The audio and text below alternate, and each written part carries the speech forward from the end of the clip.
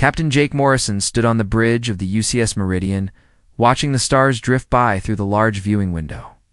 His coffee had gone cold an hour ago, but he barely noticed. The Deep Space Patrol had been routine for 3 weeks now, and Jake was starting to feel restless. His crew was good, but even the best people got bored when nothing happened for days at a time. "Captain, we're approaching the Kepler system outer rim," said Lisa Hayes from her position at the navigation console. Her voice carried that particular tone that meant something interesting might finally be happening. Lisa had been with Jake for 5 years now, and she knew how to spot unusual readings better than anyone. Jake walked over to her station and looked at the display screen. "What have you got for me, Lisa?" "There's a moon orbiting the third gas giant that's showing some weird energy patterns. It's not supposed to have any power sources, but my instruments are picking up something down there." Lisa pointed to a small dot on the screen that pulsed with a faint blue light. Danny Clark looked up from his engineering station across the bridge. Could be mineral deposits. Some metals give off energy signatures when they're exposed to radiation from the gas giant. "Maybe," Lisa said, but she didn't sound convinced. "The pattern is too regular, though. It almost looks artificial." Jake felt his pulse quicken. After weeks of empty space and routine scans, this was exactly what he needed. "Amy, run a deep scan on that moon. See if you can figure out what's causing those readings." Amy Foster. There. Communications officer nodded and began working at her console.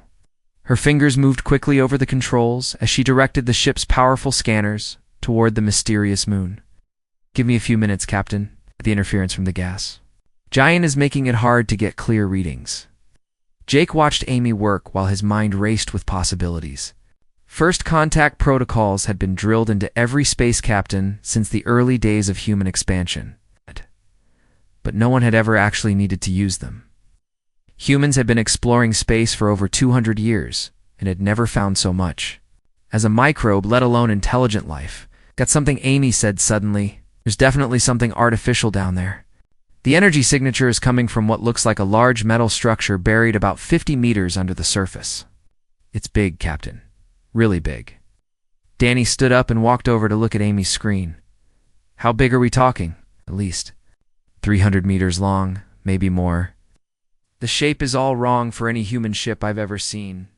It's got these curved sections and weird angles that don't match our design philosophy at all." Jake felt his heart start beating faster. This could be it. This could be the discovery that changed everything for humanity. "Danny, how long would it take to prepare an away team?" "Give me 30 minutes to get the equipment ready. We'll need deep excavation gear if we want to reach whatever's down there." Danny was already moving toward the equipment lockers before Jake could respond. "Lisa, plot us a course for the moon." "Amy, start recording everything. I want a complete record of what we find down there." Jake turned to address his entire crew. "People, this could be the most important day in human history. Let's do this." Right. 2 hours later, Jake found himself standing on the surface of the nameless moon. Watching Danny and his team work with the excavation equipment, the moon had almost no atmosphere, so they all wore full environmental suits. The only sounds Jake could hear were his own breathing and the quiet hum of the life support systems. The excavation went faster than expected. Danny's equipment cut through the loose rock and soil like it was sand. Within an hour, they had exposed part of what was clearly an artificial structure. The metal was unlike anything Jake had ever seen. It had a dark, almost purple color and seemed to shimmer slightly in the light from their work lamps. "Captain, you need to see this," Danny called over the radio. He was standing next to a section of the structure that looked different from the rest. "I think this might be some kind of entrance." Jake walked over to where Danny was pointing. There was a rectangular section that was slightly raised from the surrounding metal. As he got closer, he could see faint lines that marked the edges of what might be a door or hatch. "Can you get it open?" Jake asked. "Already working on it," Danny replied. He'd attached several small devices to the edges of the hatch. "Should be able to find the opening mechanism, assuming there is one."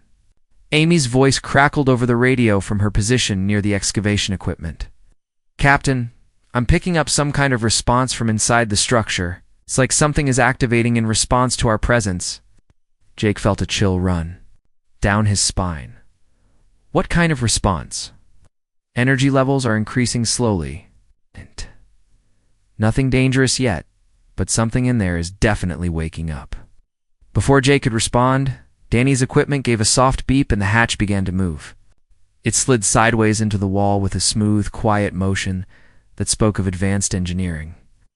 Beyond the opening, Jake could see a corridor that disappeared into darkness. Amy, Lisa, stay here and monitor the situation. Danny, you're with me. We're going inside. The corridor was wider than any human ship would need, and the ceiling was higher too.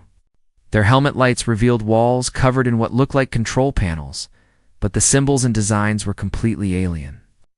Everything was built on a scale that suggested the builders were larger than humans. They walked for about 50 meters before the corridor opened into a large chamber. Jake's light swept across the room, revealing banks of equipment that hummed with quiet energy. But what caught his attention immediately was the large cylindrical tank in the center of the room. Danny, are you seeing this? Jake whispered. Yeah, Captain. That looks like some kind of stasis pod. As they got closer, Jake could see that the tank was filled with a clear liquid. Inside the liquid, floating motionless, was a figure that was definitely not human. It was roughly humanoid in shape, but taller and thinner than any human. Its skin had a pale blue color, and its head was larger than a human head, with features that were both familiar and completely alien. Captain, Danny said quietly, I think we just found proof that we're not alone in the universe. Jake stared at the sleeping alien and felt the weight of history settling on his shoulders. Everything was about to change for humanity. He just had no idea how much. Dr. Helen Martinez had been working for 18 hours straight, and her eyes burned with exhaustion. The alien creature lay on the medical table in front of her, connected to a dozen different monitoring devices. His chest rose and fell with slow, steady breaths, but Helen knew that could change at any moment. How is he doing? Captain Morrison asked as he entered the medical bay. Jake had been checking on the alien every few hours since they brought him aboard the Meridian 3. Days ago? He's stable for now, Helen replied, not taking her eyes off the readouts. His body chemistry is completely different from ours, but there are enough similarities that I can keep him alive. The real problem is going to be when he wakes up. Jake moved closer to the table and looked down at their unexpected guest. Alien was about 7 feet tall, with long, thin limbs and pale blue skin that seemed to shimmer slightly under the medical bay lights. His face was elongated, with large eyes that remained closed and small openings where a human would have ears. Any idea when that might happen? Jake asked. Could be hours, could be days. His brain activity has been increasing slowly, so I think he's starting to come out of whatever kind of sleep he was in. Helen finally looked up from her instruments. Captain, when he does wake up, he's going to be terrified. Imagine how you would feel if you woke up surrounded by aliens who looked nothing like you. Jake nodded. He had been thinking about that problem since they first found the creature.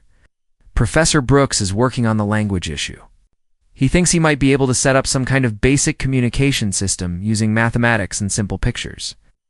Alan Brooks had been studying the symbols they found throughout the alien ship for the past 3 days. The linguistics professor was the closest thing they had to an expert on alien languages, even though no one had ever actually encountered one before.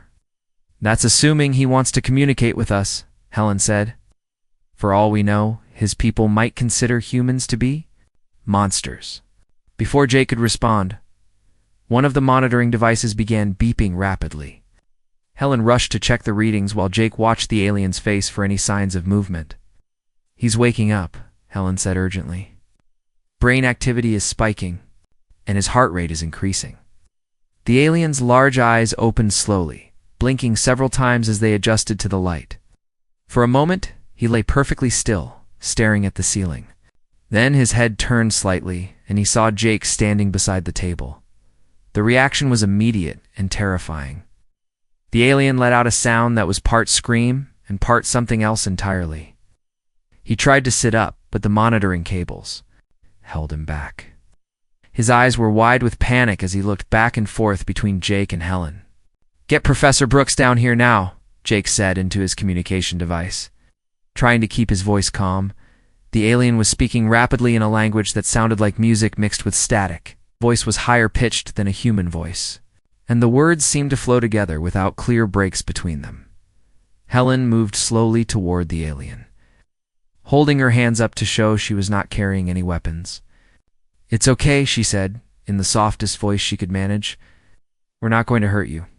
The alien stopped speaking for a moment and looked directly at Helen. His breathing was rapid and shallow. Jake could see that he was still afraid. But at least he was listening. Professor Brooks arrived a few minutes later, carrying a tablet computer and looking excited despite the early hour. "How long has he been awake?" "About 5 minutes," Jake replied. "Seems to understand that we're trying to communicate, but he's clearly scared." Brooks approached the table slowly and held up his tablet so the alien could see the screen. Had prepared a series of simple images: a circle, a triangle, and a square. He pointed to each shape and said the words slowly in English. The alien watched carefully, and after a few repetitions, he began to make sounds that seemed to correspond to each shape. His pronunciation was completely different from the English words, but the pattern was clear. "He's definitely intelligent," Brooks said with excitement. "Look, he's already starting to associate our sounds with the visual symbols." Over the next several hours, Brooks worked patiently with the alien to establish a basic vocabulary. Jake stayed in the medical bay to watch, fascinated by the process. The alien learned quickly, much faster than Brooks had expected. Within a few hours, they had established words for basic concepts like yes, no friend, danger, and home. The alien seemed to calm down as communication became easier. He told them his name was something that sounded like Kethfer when pronounced with human vocal cords. More importantly, he began to understand that the humans were not trying to harm him. "Ask him about his ship," Jake suggested. "Find out how he got here." Brooks worked through a series of gestures and simple words. Kethfer responded with a long explanation that was mostly impossible to understand, but a few key words came through. Clearly, he kept repeating words that Brooks translated as war and escape and long time. "I think he's been asleep for a very long time," Brooks said, "and I think he was running away from some kind of war." Kethfer suddenly became very agitated again. He was looking directly at Jake and speaking rapidly, using words they had not learned yet. But his tone was clear enough. He was warning them about something. "War," Kethfer said in heavily accented English. "Humans. War. Danger." Jake felt his blood turn cold. "Ask him what he means about humans and war." Brooks tried to form the question, using their limited shared vocabulary, but Kethfer seemed to understand what Jake wanted to know. The alien struggled to sit up and pointed at Jake with a long, thin finger. "Humans kill," Kethfer said slowly, each word carefully pronounced. "Humans destroy. My people dead. All dead." The medical bay fell silent. Jake stared at the alien, trying to process what he had just heard. "That's impossible. Humans have never encountered alien life before. We've never fought any wars in space." Kethfer shook his head vigorously. "No. Wrong. Humans came. Humans killed. Many, many killed."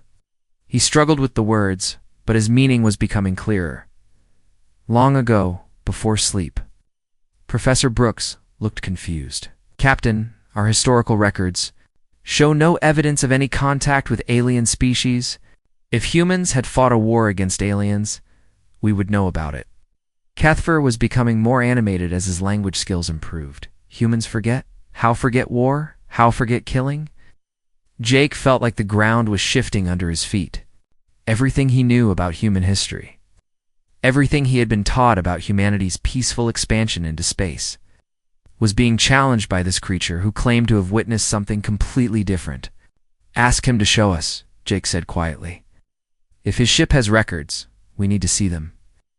Brooks translated the request, and Kethfer nodded eagerly. "Yes. Show truth. Show what humans did." He looked directly at Jake with his large, dark eyes. "Show why my people fear humans. Show why humans are destroyers." Captain Jake Morrison stood in the main conference room of the Meridian, watching as Danny Clark and his engineering team worked to connect Kethfer's damaged data storage device to the ship's computer systems. The alien sat quietly at the far end of the table, his long fingers moving nervously as he waited for the humans to access his people's records. "Almost got it, Captain," Danny said, sweat beading on his forehead despite the cool temperature in the room. "The alien technology is incredibly advanced, but I think I can make it work with our systems." Cuthbert had insisted on coming to the conference room, even though Dr. Martinez wanted him to stay in the medical bay. His English had improved dramatically over the past 2 days. He seemed determined to show the humans what he called the truth records. "Why you not know?" Cuthbert asked Jake for the 3rd time. "How humans forget big war. Many ships, many years fighting." Jake shook his head. "I've checked our historical databases twice. There's no record of humans ever encountering alien life. Before now, no wars, no battles, nothing."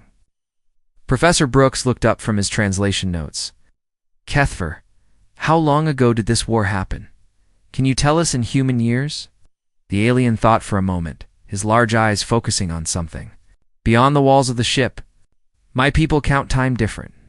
But before sleep, maybe 300 of your years, maybe more." Amy Foster frowned from her position at the communications console. "That would put it right at the beginning of human space expansion. Records from that period are very complete. There's no way a war could have been completely erased from history." "Got it," Danny announced suddenly. The large display screen at the front of the conference room flickered to life, showing streams of data and alien symbols. "The storage device is online. Cuthbert, can you help us navigate through this?" Cuthbert stood up slowly and approached the control interface. His movements were careful and deliberate, as if he was afraid the device might break. He touched several symbols on the screen, and the display changed to show what looked like a star map. "This is my people's space," Cuthbert explained, pointing to a large area marked in blue. "Zephyrian Collective. Many worlds, many species, all living in peace." He touched another symbol, and a different color appeared on the map. "This is where humans came from." Jake studied the star map carefully. The human territory shown on the display was much smaller than their current space, but it matched the early colonial expansion patterns from 3 centuries ago. "Show us what happened," Jake said quietly. Cuthbert's expression became sad as he accessed different files. The screen changed to show what appeared to be a recording of some kind. Jake could see the bridge of an alien ship with several creatures, similar to Cuthbert working at control stations. "First contact," Cuthbert said. "My people found human ship. We came in peace, followed all protocols of harmonic accord." The recording showed an alien ship approaching a human vessel. The alien ship was sending out what were clearly peaceful signals, flashing lights and patterns that even Jake could recognize as non-threatening. But the human ship's response was immediate and violent. "No," Jake whispered as he watched human weapons fire on the alien ship without warning. "That can't be right, right?" Cuthbert said sadly. "Humans attacked first. Always attacked first. Never listened to peace offers." The recording continued, showing the aftermath of the attack. The alien ship was badly damaged, and Jake could see bodies floating in space. But what shocked him most was the clear view of the human ship. It bore the insignia of the early colonial defense force, and he could even make out the ship's name, painted on the hull. "Danny, can you enhance that image?" Jake asked, his voice barely audible. Danny worked at the controls, and the image became clearer. The name on the human ship read CDF Vengeance, and Jake recognized it from the historical records. According to official history, the Vengeance had been lost in a navigation accident during a routine patrol mission. "This is impossible," Amy said. "The Vengeance was commanded by Admiral Susan Blake. She's a hero in our history books. There's no way she would have attacked a peaceful alien ship." Cuthbert accessed another file, and the screen showed a different recording. This time, it was from a planet's surface, showing human ground forces attacking what appeared to be alien cities. The buildings were beautiful, with curved walls and towers that seemed to grow from the ground like plants. But human soldiers were systematically destroying everything. "Humans never wanted peace," Cuthbert explained. "My people offered trade, technology, friendship. Humans wanted only to take our worlds." Jake watched in horror as the recording showed. Human troops using weapons he had never seen before. They were more destructive than anything in the current human arsenal, capable of leveling entire city blocks with single shots. "Where did we get those weapons?" Danny asked. "I've never seen anything like them." "Humans made them for war," Kethfer replied. "Only for killing aliens. Very powerful, very terrible." Professor Brooks was studying the alien text that appeared alongside the recordings. "Kethfer, these dates you're showing us? According to this, the war lasted for 50 years. How could 50 years of warfare be completely missing from our records?" Kethfer accessed another file, and this time the screen showed what appeared to be a human military briefing. Jake could see human officers in uniforms he recognized from historical museums, but they were discussing strategies for something called Operation Clean Slate. The audio was in an old form of English, but Jake could understand most of it. Officers were talking about eliminating alien resistance and securing new worlds for human expansion. But what made Jake's blood run cold was when one of the officers mentioned post-war memory adjustment protocols. "They knew," Jake said quietly. "Our own people knew they were going to erase the records." The recording continued, showing more evidence of human aggression. Jake saw orbital bombardments of alien worlds, the use of biological weapons against civilian populations, and the systematic destruction of alien culture and technology. Every act of violence was carried out by humans wearing the uniforms of respected historical figures. "How many of your people died?" Jake asked. Kethfer was quiet for a long moment. "All of them. Humans killed my entire species. It's a Varian collective. At 12 billion people. Now only me." The conference room fell silent. Jake stared at the alien who sat before them, the last survivor of a genocide that humanity had committed and then somehow forgotten. The weight of that knowledge felt like a physical pressure on his chest. "But why?" Amy asked. "Why would humans do this and then erase all memory of it?" Kethfer showed them one final recording. It was from a human government meeting, and Jake could see leaders he recognized from history books. They were discussing what they called Project Tabula Rasa.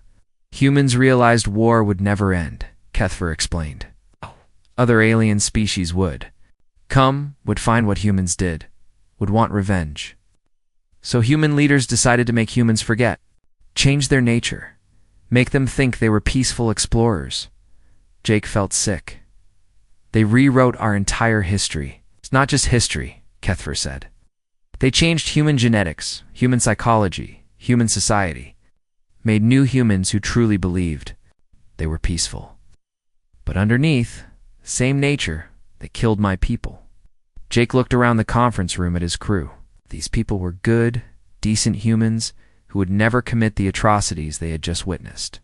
But according to Kethfer, they carried the same genetic heritage as the monsters in the recordings. "What happens now?" Jake asked. Kethfer looked at him with sad, ancient eyes. "Now you must choose. Will you be like ancestors and forget again? Or will you remember truth and try to become something better?" Captain Jake Morrison had not slept in 2 days. He sat alone in his quarters, staring at the reports spread across his desk. Every piece of evidence pointed to the same terrible conclusion. Humanity had committed genocide on a scale that was almost impossible to comprehend, and then they had erased it from history so completely that even their victims, last survivor, thought it might be a lie. A soft knock at his door interrupted his thoughts. "Come in, Jake," called Dr. Helen Martinez entered, carrying 2 cups of coffee and looking as exhausted as Jake felt. "I thought you might need this," she said, setting 1 cup on his desk. "Thanks," Jake replied, taking a sip of the hot coffee. "How is Kethfer doing?" "Physically, he's recovering well. Emotionally, ... double quotes. Helen shook her head. "I can't imagine what it must be like to be the last member of your entire species. And to know that the people trying to help you are descended from the ones who killed everyone you ever loved." Jake picked up one of the data tablets from his desk. "I've been going through our personnel files, looking for any signs of the aggressive behavior Kethfer described. You know what I found?" "What?" "We're all capable of it. Every single person on this ship has the psychological profile of someone who could commit violence under the right circumstances. The genetic modifications our ancestors made didn't change our fundamental nature. They just made us forget how to use it. Helen sat down across from Jake's desk. That doesn't make us monsters, Captain. Having the capacity for violence doesn't mean we're destined to repeat our ancestors' mistakes, doesn't it? Jake asked. Look at our military training. Look at how quickly we develop new weapons. Look at how we respond to any potential threat. With overwhelming force, still the same species that wiped out the Zephyrians. Before Helen could respond, Amy's voice came over the ship's communication system. Captain Morrison to the bridge. We have an incoming transmission. Jake and Helen hurried to the bridge, where they found the rest of the crew gathered around the main display screen. Amy was working frantically at her communications console while Danny monitored the ship's defensive systems. What's the situation? Jake asked. We're receiving a transmission from Earth Command, Amy replied. They want to know about our extended stay in the Kepler system. Apparently our scheduled check-in was 3 days ago. Jake had completely forgotten about their regular communication schedule. Earth Command would be expecting a routine patrol report, not news that would change everything humanity thought they knew about themselves. Sir, Lisa said from her navigation station, there's something else. I'm detecting multiple ships heading toward our position. They'll be here in about 6 hours. What kind of ships? Jake asked. Danny looked up from his instruments. The energy signatures match Earth Defense Force vessels. At least 3 of them, possibly more. Jake felt his heart sink. If Earth Command had sent ships to investigate their silence, it meant someone was already suspicious about what they had found. Amy, what exactly did you tell them in your last report? It's just that we had discovered some unusual energy readings and were investigating. Nothing about Kethfer or the alien ship. Professor Brooks spoke up from his position near the data analysis. Station. Captain, I've been studying the records from Project Tabula Rasa. The people who engineered the memory wipe left behind detailed instructions for handling situations exactly like this. What kind of instructions? Jake asked. Containment. Protocols. If anyone ever discovered the truth about the war, there were specific procedures to follow. Complete information suppression. Memory modification for all involved personnel. If necessary, elimination of witnesses. The bridge fell silent as the implications of Brooks' words sank in. Jake realized that Earth Command might not be sending ships to help them. They might be coming to silence them. How long do we have? Jake asked Lisa. 5.5 hours until the first ship arrives. Jake made a decision that he knew would change his life forever. Danny, prepare the ship for immediate departure. Lisa, plot a course away from the Kepler system. Amy, send a message to Earth Command telling them we've completed our patrol and are heading to our next assigned sector. Captain, Amy said hesitantly, if we leave now without reporting our discovery, we'll be violating direct orders. I know, Jake replied, but if we stay, Kethfer dies and the truth dies with him. I'm not going to let that happen. Dr. Martinez looked confused. What are you planning to do? Jake turned to address his entire crew. I'm planning to find other survivors. According to Kethfer's records, there were multiple species in the Harmonic Accord. If any of them survived, they deserve to know that at least some humans are willing to face the truth about what we did.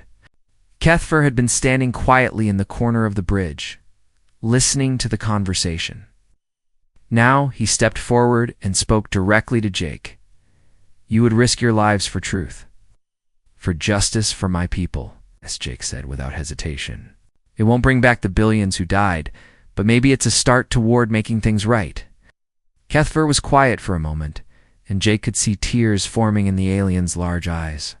My people believed that all species could choose to be better than their nature. Humans proved us wrong once. Maybe now you prove us right. Over the next hour, the crew of the Meridian worked together to prepare for their departure. Danny modified the ship's engines to mask their energy signature, making them harder to track. Amy created false communication logs to make it appear they had left the system days earlier. Lisa plotted a course toward a region of space that Kethfer identified as a possible location for other survivors as they prepared to leave. Professor Brooks made one final discovery in the Project Tabula Rasa files. Captain, you need to see this.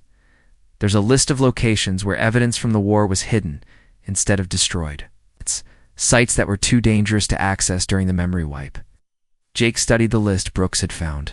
There were dozens of locations scattered throughout human space, each one containing records, artifacts, or other evidence of humanity's true history.